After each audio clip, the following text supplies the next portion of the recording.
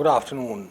Welcome to The Analyst. Today we'll be taking up 7 newspaper articles from the Hindu and the Indian Express and discussing them.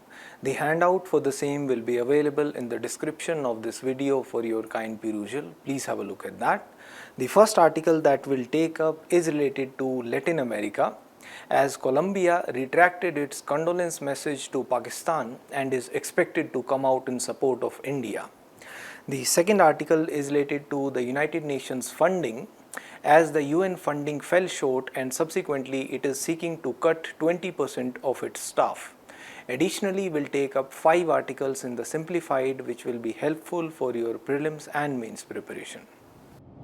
The first article is related to Latin America. The context behind it is that Colombia retracted a condolence statement that it had issued in support of Pakistan, and now it is expected to come out in support of India. Why is it significant for us? For that, let's go back to the Pahalgam terror attack. After that, two developments led to a slight trust deficit between India and USA.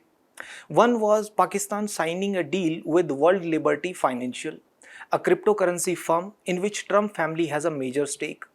Apart from this business interest, Trump also wanted to claim credit for the ceasefire between India and Pakistan that he claims that he has brokered.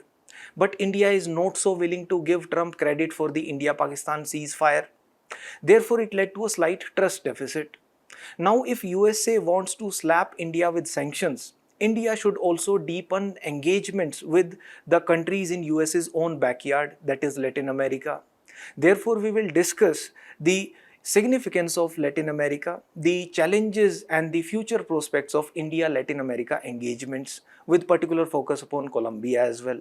This is important in GS2 under the topic Effect of Politics and Policies of Developed and Developing Countries on India's Interests. First, let's discuss why Latin America is significant for us. Latin America region comprises of both the countries in the Central American region, the Caribbean countries, as well as the South America. Now, India and Latin America are geographically distant, but the real challenge is not this geographical distance, rather it is the distance of the perceptions. Some Latin Americans still see India as the land of the spiritualism, the land of the gurus. Likewise, some Indians still see Latin America as the erstwhile banana republics, the unstable economies with hyperinflation, the burrows for drug trafficking. What we need is, we need to see each other, perceive each other not with the antiquated lenses but with the contemporary lenses, as India is the global growth driver now. India is a breeding ground for the startups. Likewise, the Latin American countries are also becoming the world's breadbasket. They are the exporters of the critical minerals. Therefore, let's discuss the significance of India-Latin America engagements. One, we can observe this in the form of the recent high-level engagements. For example, the Chilean president Gabriel Boric visited India a couple of months ago, and during that the Codelco-Adani deal was signed. Through this deal, Chile will be supplying copper to Kutch Copper, the world's largest smelter. Likewise, the negotiations of a comprehensive economic partnership agreement have also kicked off.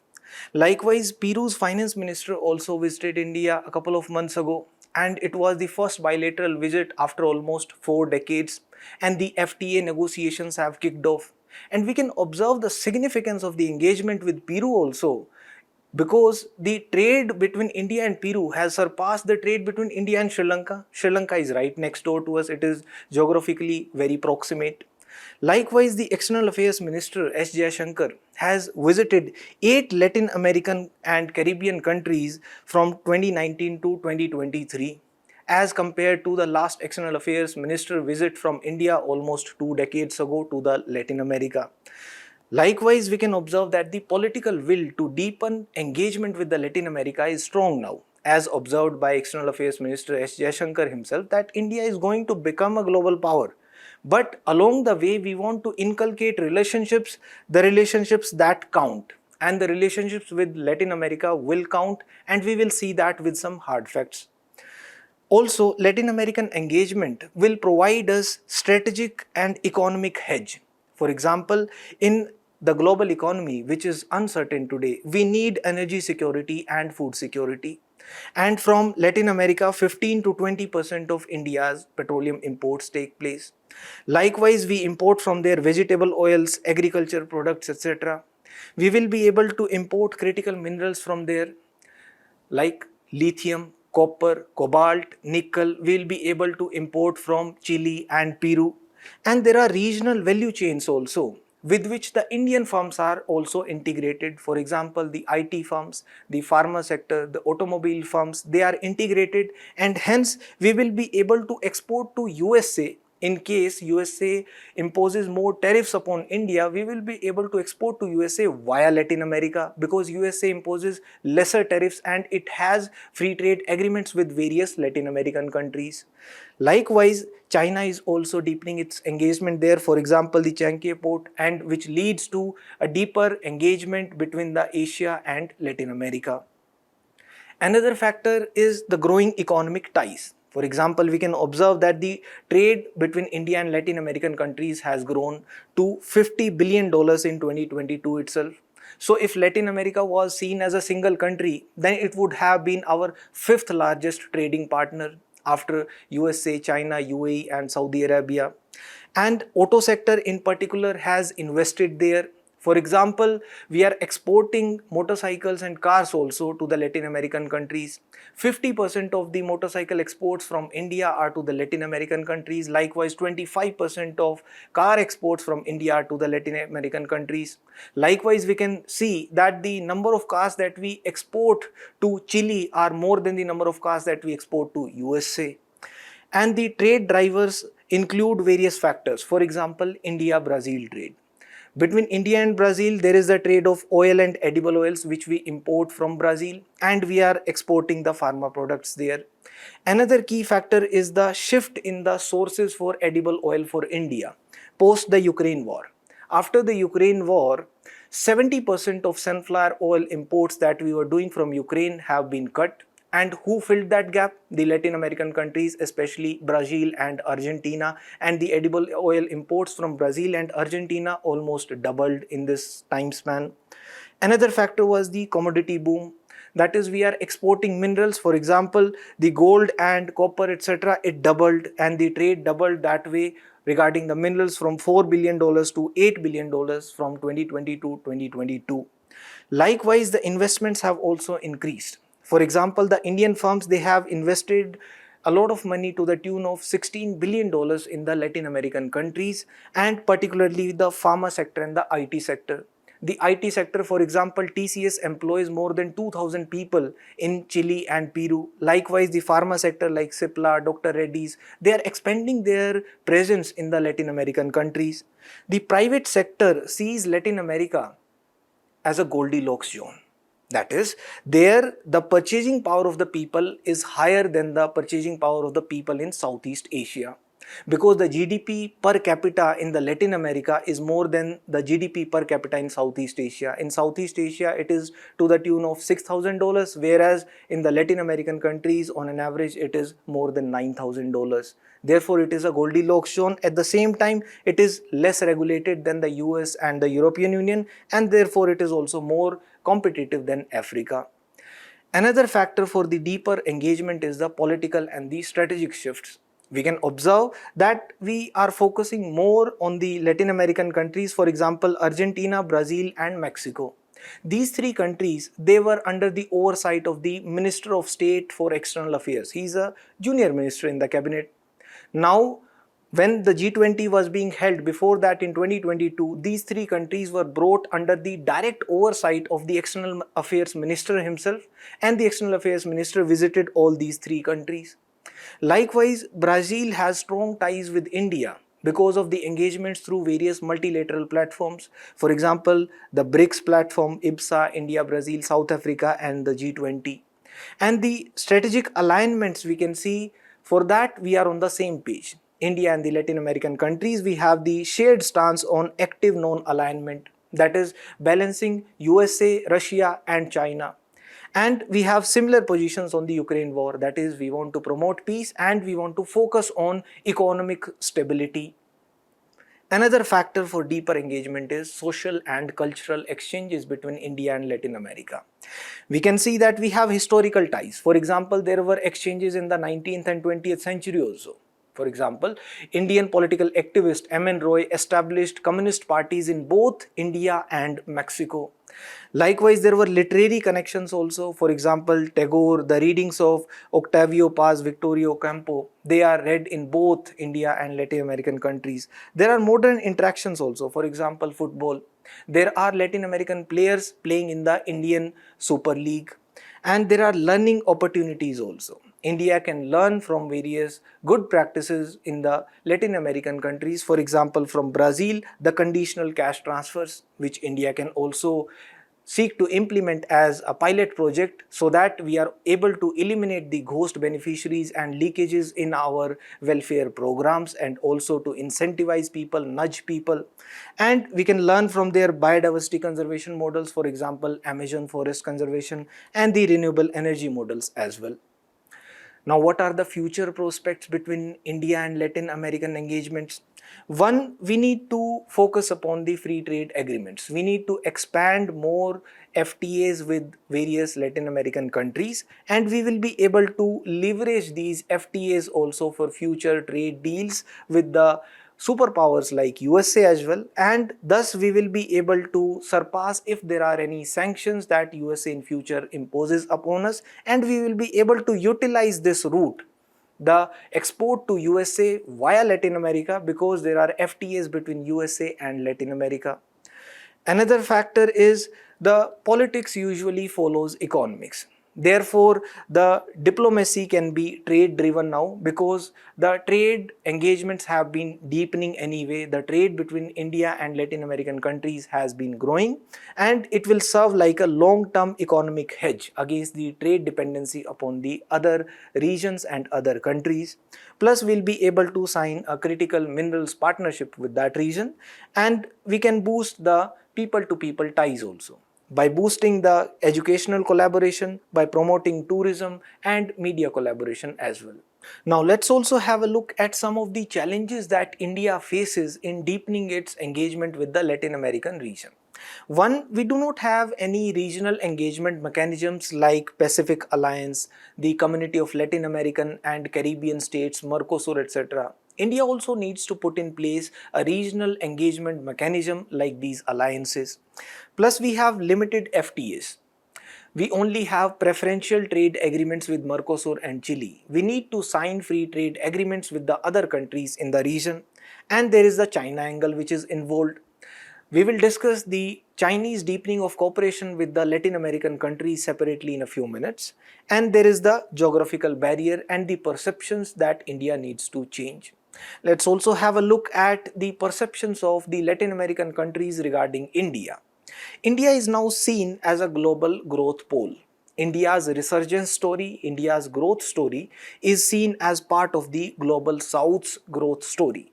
Therefore, they look at India as a massive market. They want to diversify their export destinations, and India is seen as an economic diversification opportunity. Plus, India is seen as a strategically important country. For example, in Colombia's Asia strategy, there is focus upon India now. And when we look at the trade dynamics, India is among the Latin America's top 10 export markets.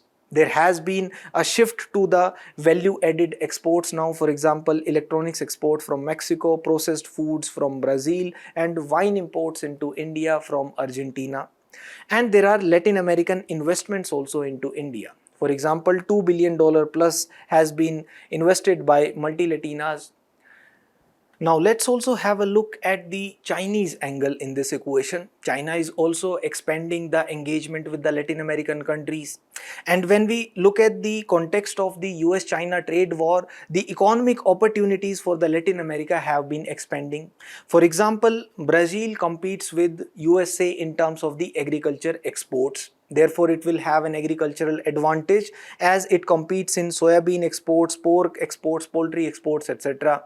And after the USA pork ban in China, the Brazilian pork exporters will be eyeing the Chinese market. Likewise, China has removed the phytosanitary measures that it had earlier imposed upon the soybean imports from Brazil.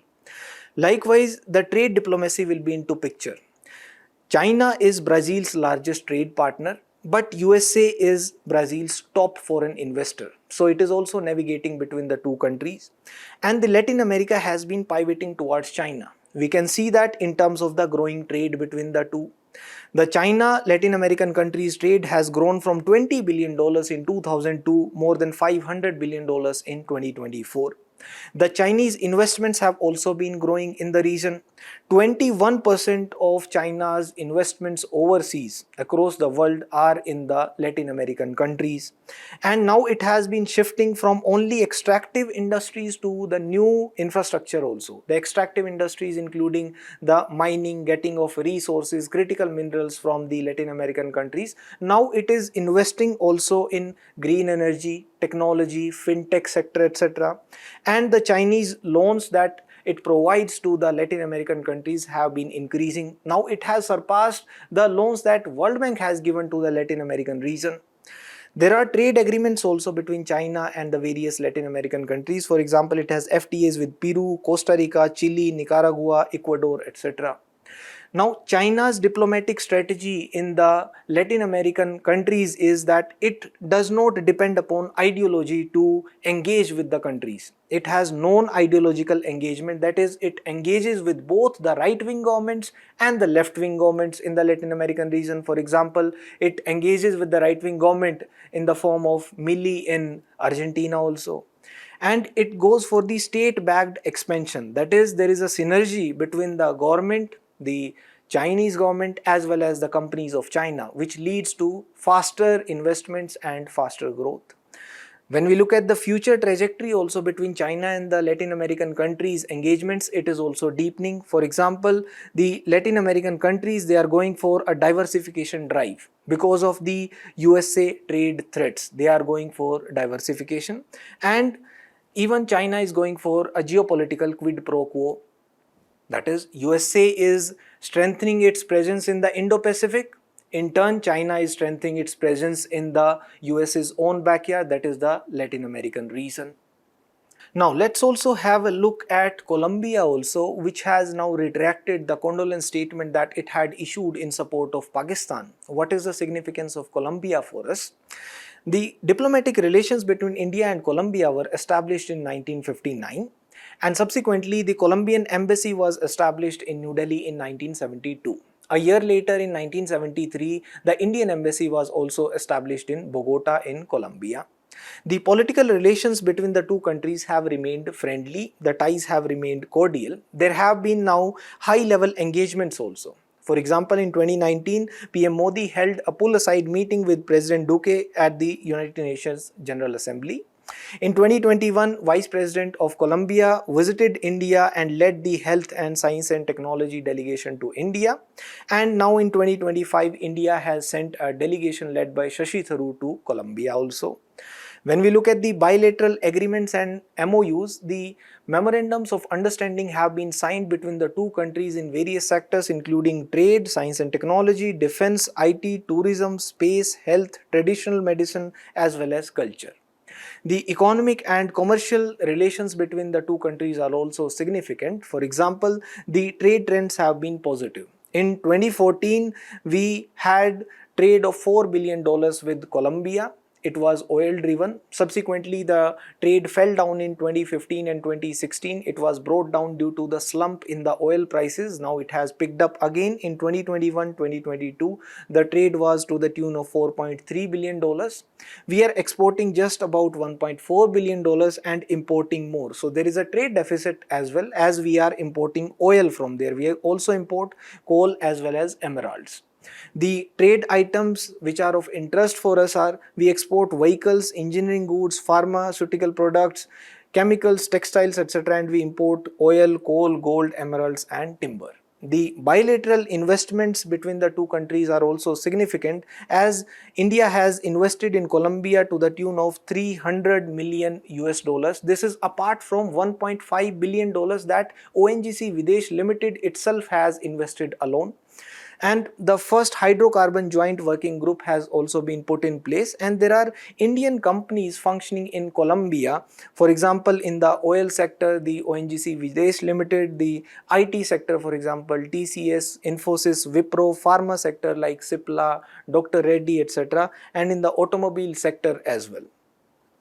The two countries have cooperation in the space sector as well, because ISRO launched Colombia's first nano satellite FACSat-1 in 2018, and we also provide training to the Colombian officers at ISRO, which is named as Unnati Training. We have cooperation in the defense sector as well. The two countries signed a defense agreement in 2009. There were virtual talks held on a joint military exercise in 2022, and Colombia even requested UN peacekeeping training in India.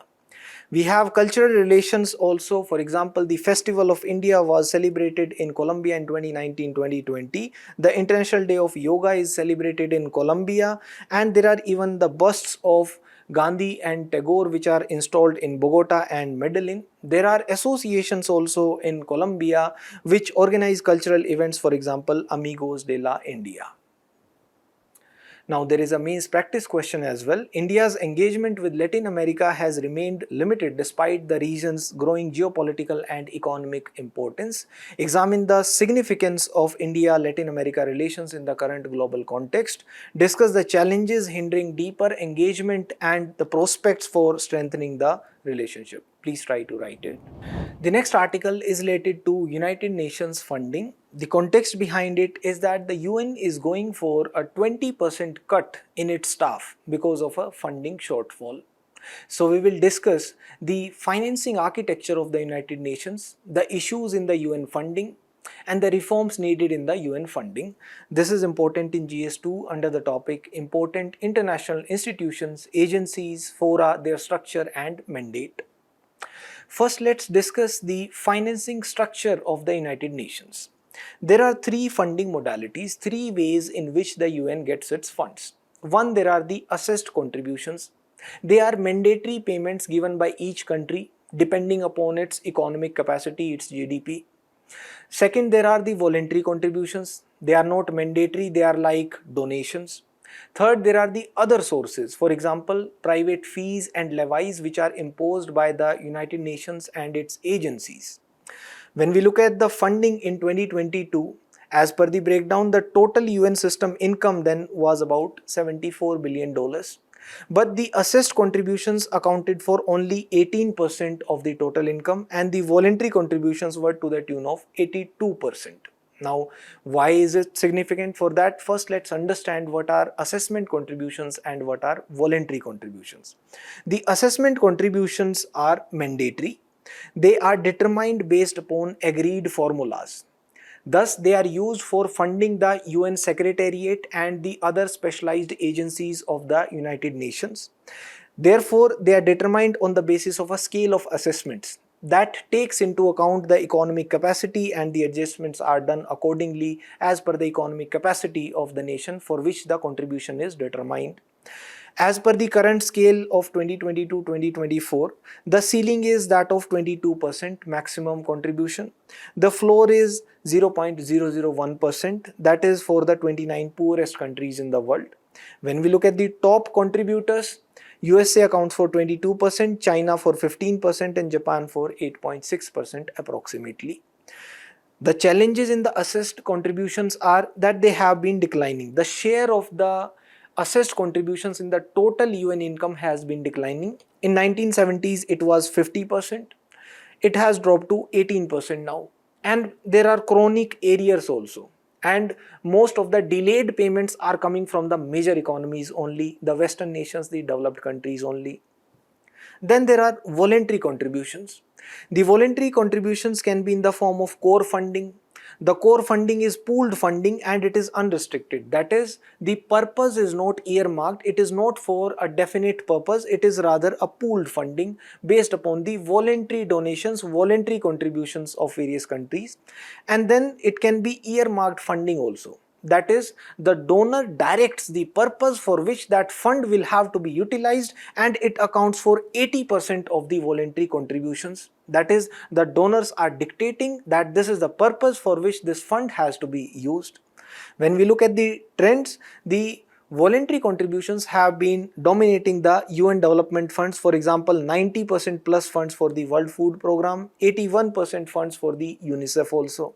And thus the donors have the preference for control over the multilateral priorities. If the funds are pooled, if they are unrestricted, then the multilateral priorities will be given more preference. Whereas if the funds are earmarked for certain kind of projects only by the donor, then the donor has the preference for control and it is taking into account its own interests. Plus the donors regarding the voluntary contributions are also concentrated. The top three are USA, Germany and Japan. They account for 38% of the total voluntary contributions.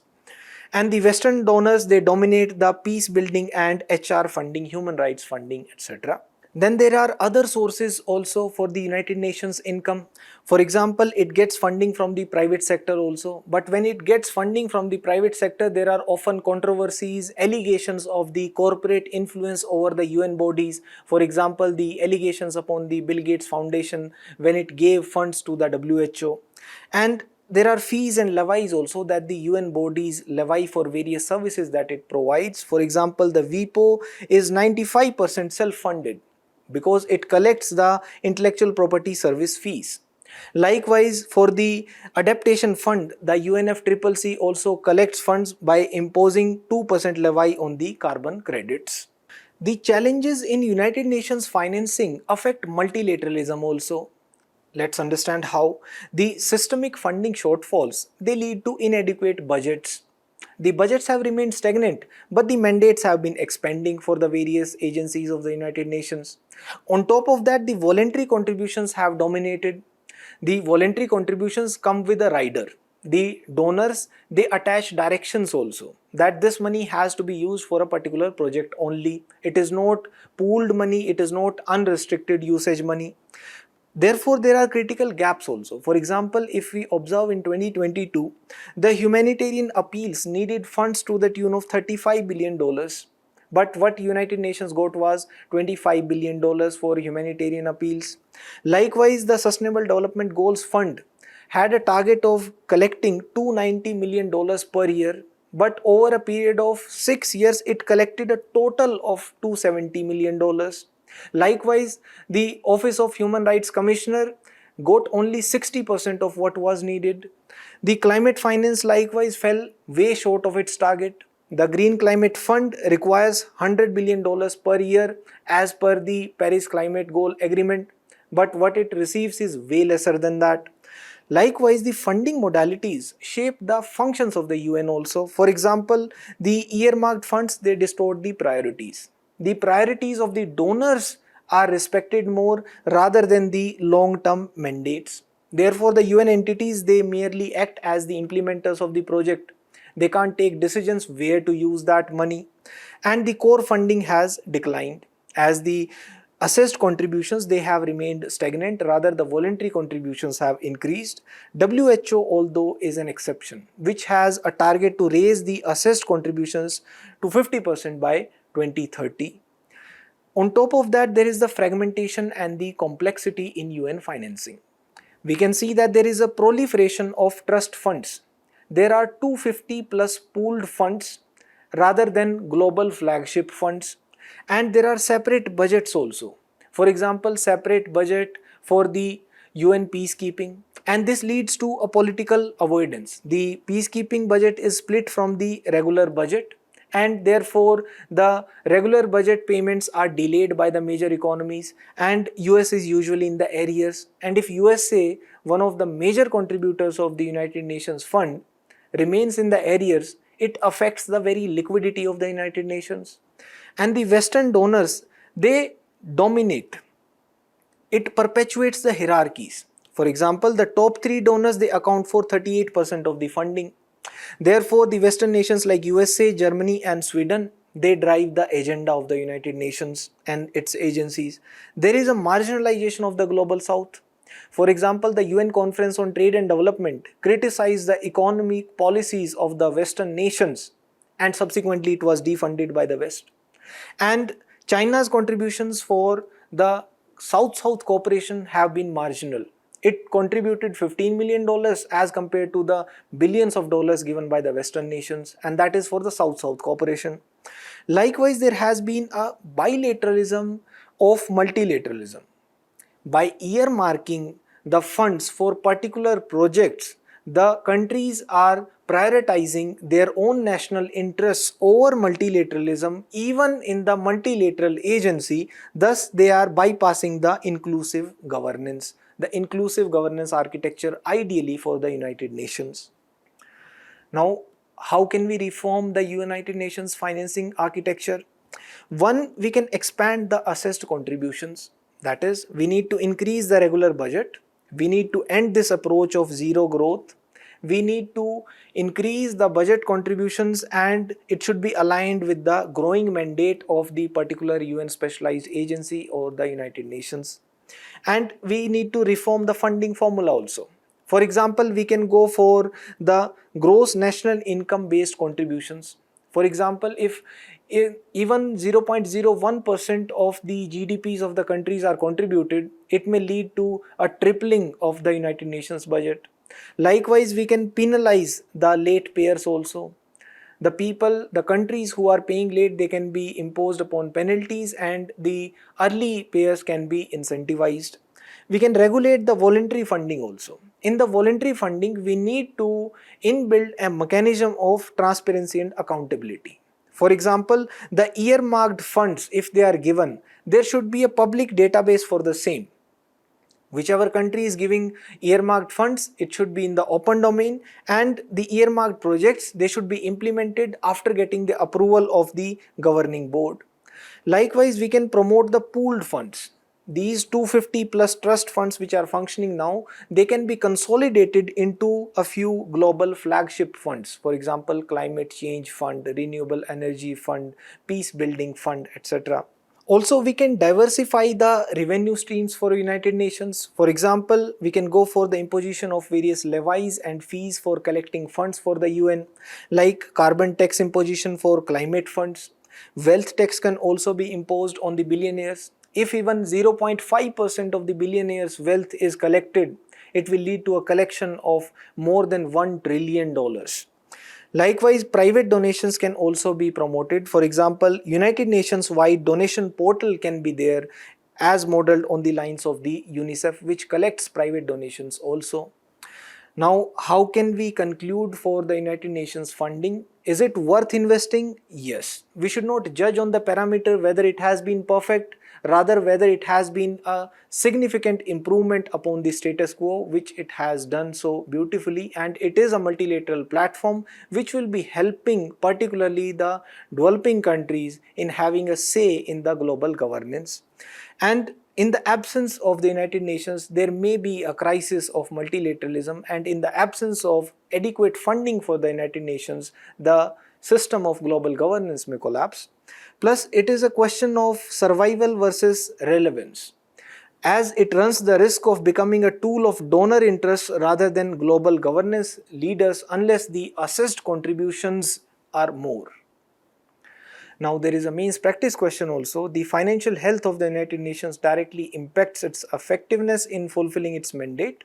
Examine the current funding structure of the United Nations, highlight the major challenges associated with its funding mechanisms, and suggest viable reforms to ensure sustainable and equitable financing of the organization. Please try to write it. The next article is related to hate speech. The context behind it is that Karnataka is proposing to bring in a stringent legislation to curb hate speech. This is important in GS2 under the topic governance.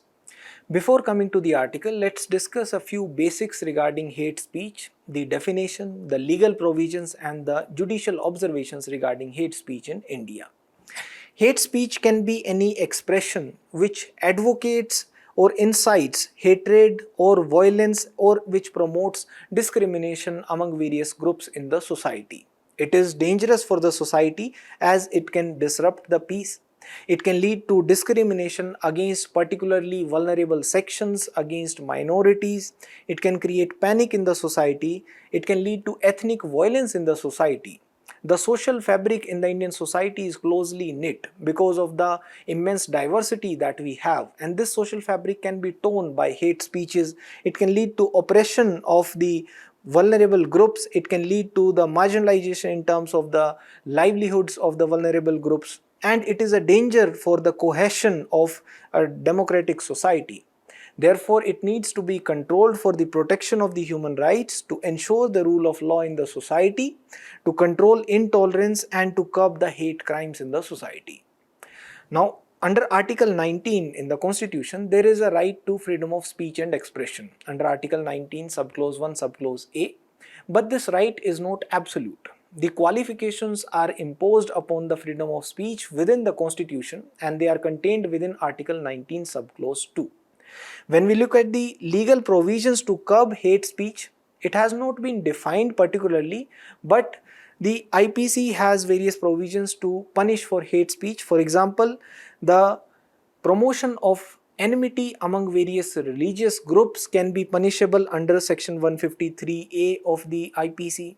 Likewise, making any statements which are conducive to public mischief or creating public mischief can be punished because of section 505 of the IPC. Likewise, under the Representation of People Act 1951, under section 8, the election contestants can be disqualified if they are going for an illegitimate use of the freedom of speech and making remarks promoting enmity among the religious groups. Under the Protection of Civil Rights Act 1955, if any person makes statements promoting untouchability, then he can be punished under section 7 of the Act. Likewise, the religious institutions are also prevented from allowing their premises to be used for promoting enmity, hatred, ethnic violence, religious violence from their premises under section 3 clause G of the Religious Institutions Prevention of Misuse Act 1988. There are various judicial observations also in this regard.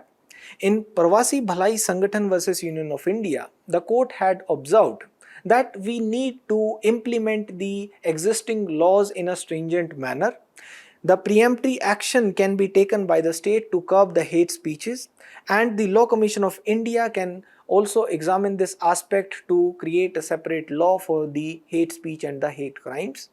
In Shaheen Abdullah versus Union of India, the court observed that the authorities, the police, must register an FIR if there are complaints regarding the hate crimes, else it will be treated as a contempt of court. In Tehseen Poonawalla versus Union of India in 2018, the Supreme Court gave comprehensive guidelines regarding the prevention of hate crimes, including mob violence and lynching.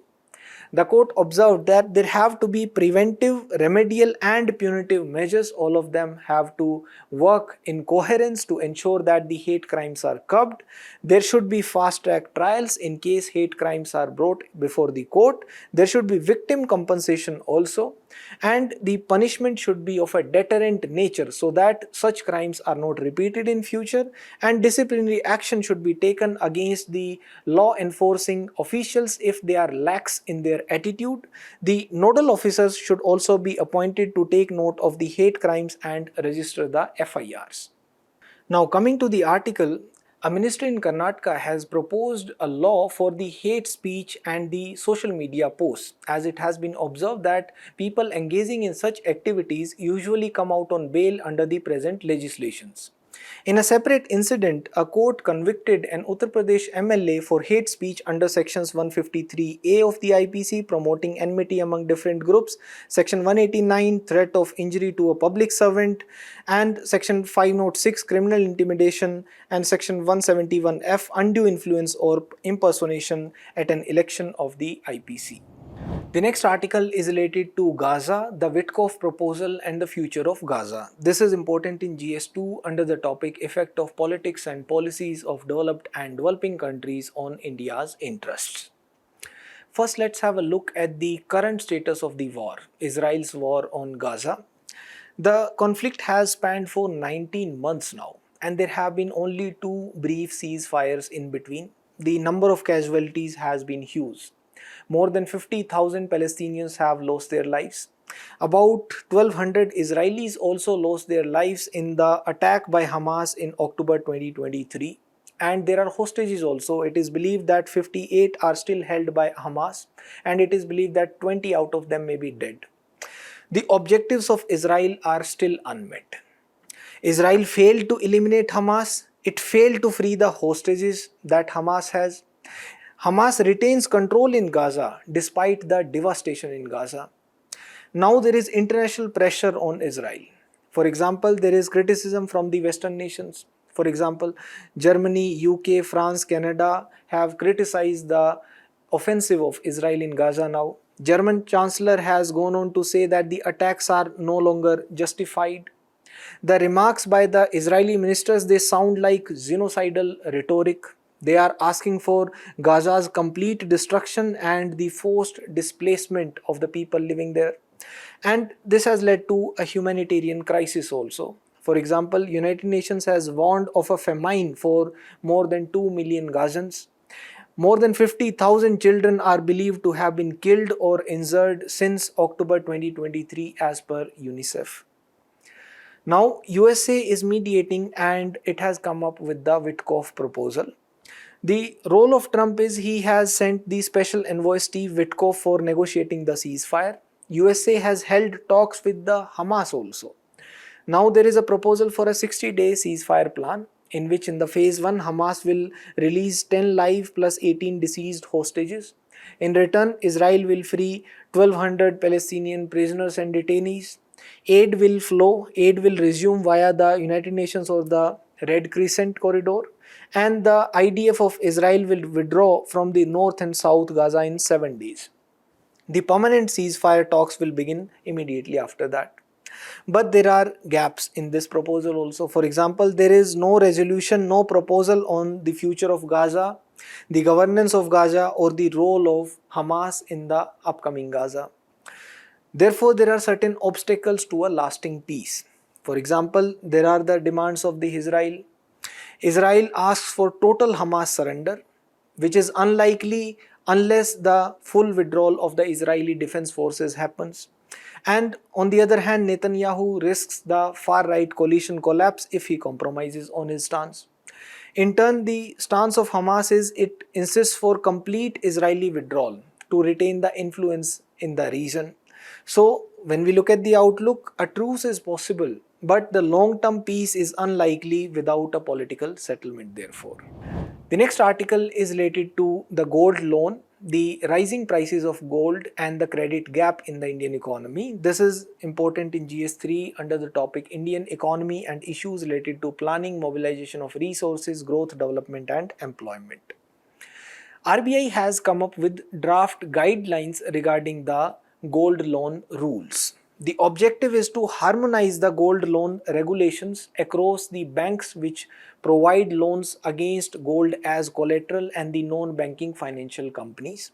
The trigger was that there has been a 50% plus growth of the gold loan portfolios in India, and in the banks it has been a 100% surge. The irregular lending practices regarding the gold loans have been flagged by RBI.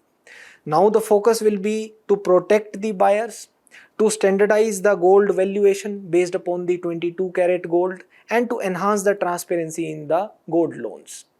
What are the proposed changes? One of the changes is regarding the loan to value ratio. The loan to value ratio has remained unchanged at 75%. That is, if the worth of the gold that you are pledging, that you are giving as collateral is 100 rupees, then you will be getting the loan of 75 rupees. But now for the bullet loans are those loans in which the repayment is in a single installment. Rather than EMIs, rather than the easy monthly installments, the repayment also happens in a single chunk, that is the principal plus the interest. For the bullet loans, the interest has been included in the loan to value ratio. Therefore, the total amount that can be disbursed for the bullet loans has been reduced under the draft guidelines. Some rules are also added for the collateral. For example, the proof of ownership has to be given for the gold pledge. That is, if you are going to give gold as collateral, you have to prove the ownership of the gold also. Plus, uniform purity standards and weight assessment standards have to be maintained by the lenders. No financial gold can be kept as collateral, that is the exchange traded funds, mutual funds, etc. The loan terms include that there can be no concurrent loans for the consumption and income purposes. The renewals or top-ups of the existing loans can happen only if the loan is standard and LTV compliant. That is, the loan, if it was more than the loan to value ratio, it can't be renewed. It can be renewed only if it is LTV compliant. Full repayment of the existing loans has to be done before getting fresh loans. There are penalties also which are proposed to protect the borrowers. 5,000 per day compensation will be given if gold is not returned within 7 days post the full repayment. Now, what are the reactions regarding these draft guidelines? Tamil Nadu Chief Minister has come out in criticism of it, saying that it might disrupt the rural credit, as the gold loans are a primary source of the short-term agricultural credit in South India. The Finance Ministry has asked the RBI to shield the small borrowers, and therefore the implementation has been deferred to January 2026. The industry has also shown concerns. For example, it may lead to a growth slowdown. Stricter loan to value norms may reduce the maximum amount of loan that can be given by the lender to the borrower.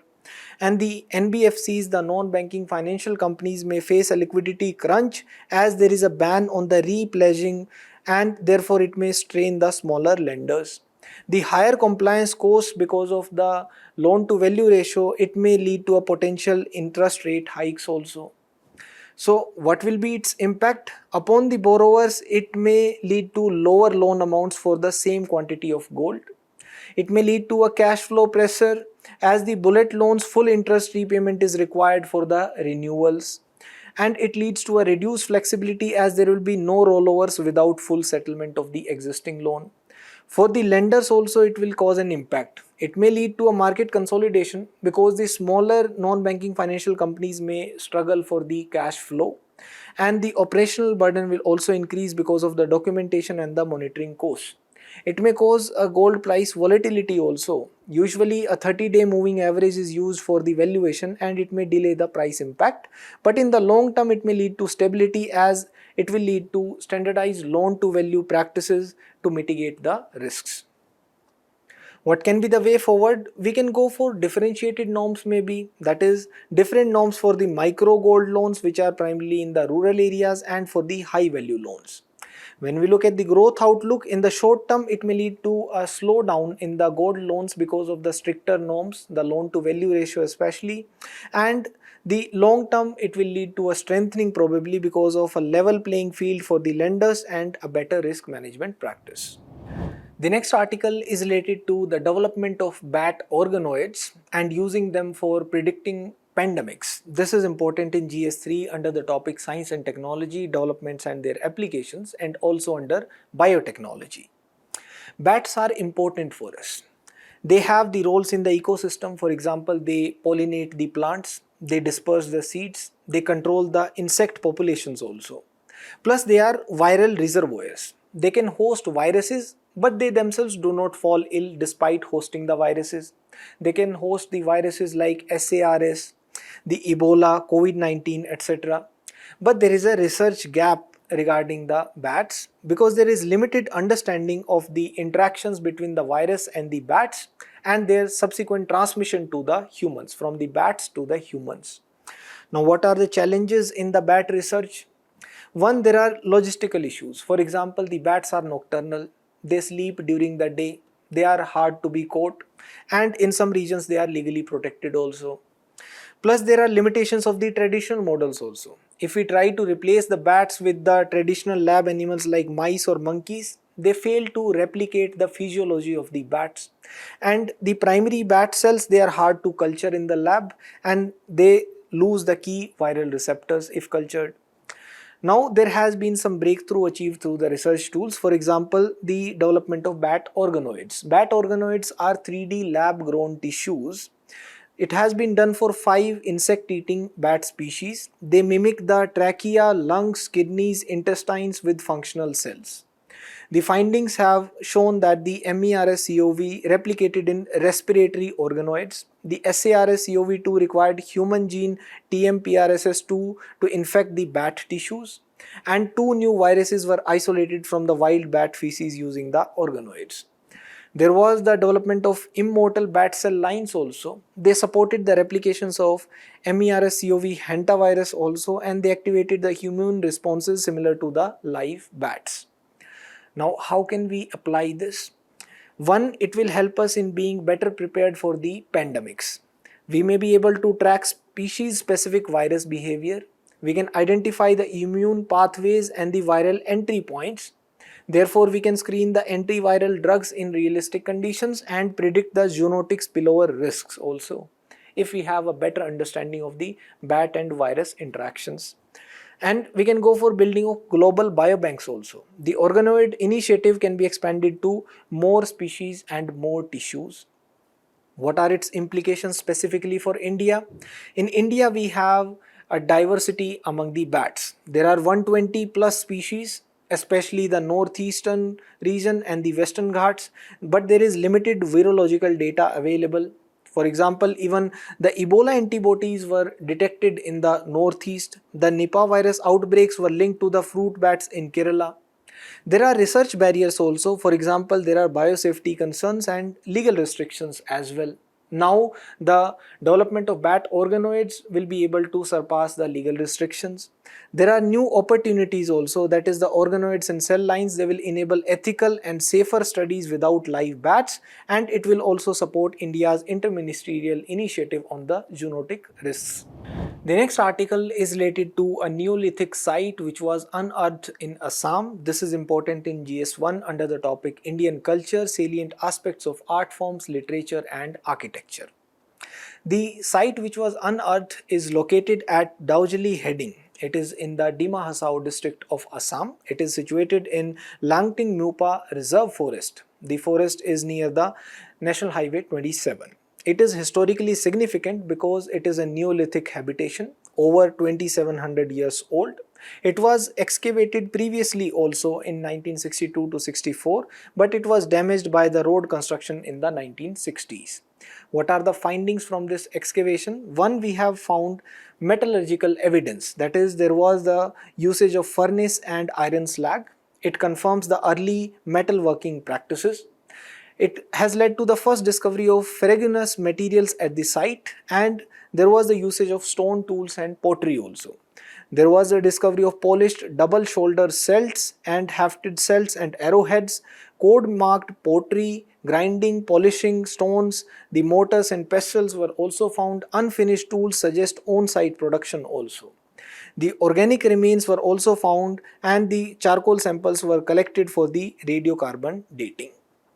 Now, what are the implications and the future for that? One, it has led to a confirmed settlement of more than a lithic production site. It has led to an evidence of a domestic habitation. It aligns with the Eastern Southeast Asian Neolithic cultural complex. Now, what will be the next steps? One, there will be a radiocarbon dating of the charcoal organic remains, and there will be a comparative studies with the other Northeast Neolithic sites, and there will be a lab analysis of these items. Thank you.